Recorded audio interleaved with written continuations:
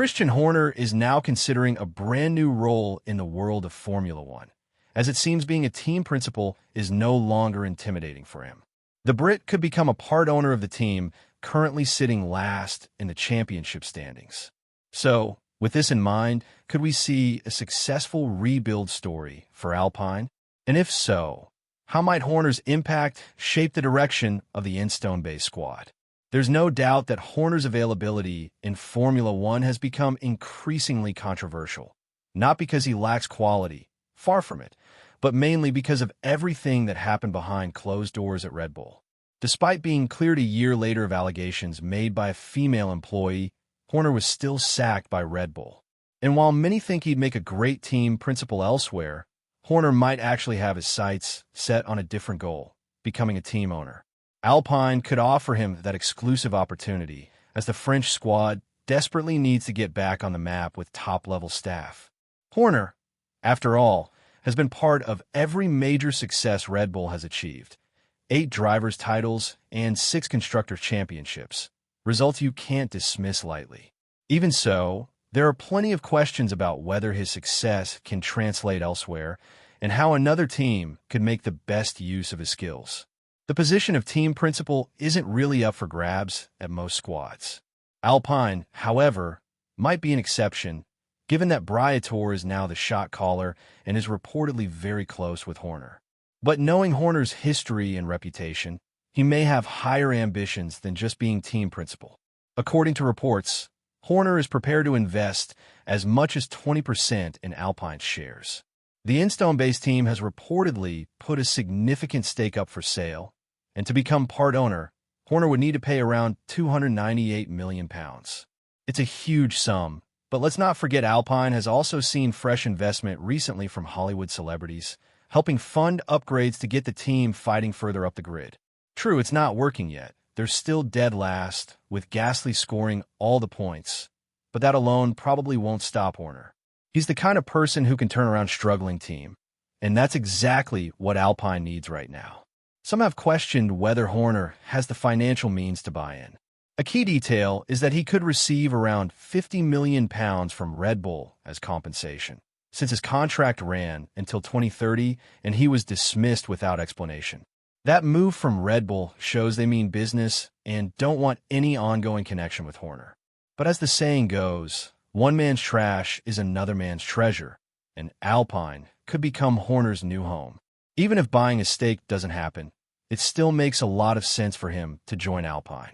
It would give him a project where he could prove his worth again and distance himself from the controversy, despite the court stating clearly he did nothing wrong.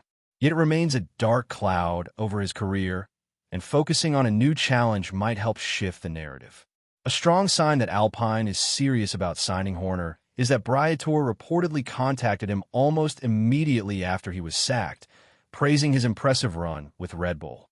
Alpine fans have since started dreaming about the impossible becoming reality, a high-profile figure joining their team. Not long ago, it might have seemed unlikely, but recent developments prove nothing is certain in Formula One. So, what other options could Horner consider if Alpine doesn't work out? Essentially, 2. Becoming a team principal or part owner, and both fit his profile well. Still, Alpine's path forward isn't guaranteed.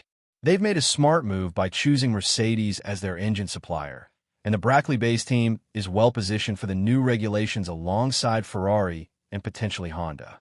It would be a real shock for Red Bull, the man who helped build their success over 20 years, suddenly turning up at a team powered by Mercedes. A person with Horner's experience will undoubtedly interest many teams, Ferrari included.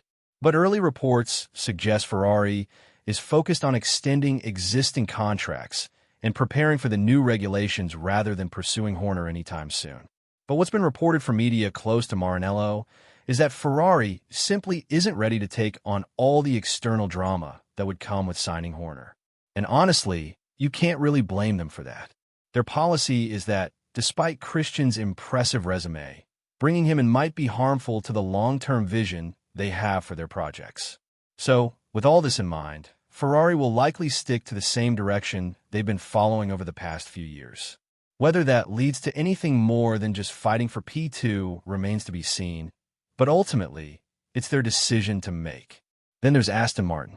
The Silverstone-based team is reportedly exploring new options now that Horner is on the market. But there's a major hurdle.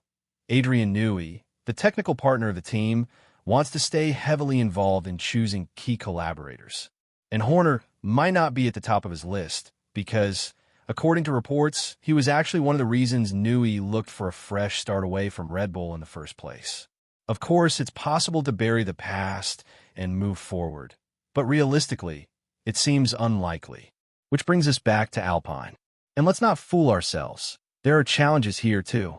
Pierre Gasly has been part of Alpine's struggles for quite a while, and this season he's scored 100% of the team's points. That puts him in a position to influence whether he'd want Horner involved.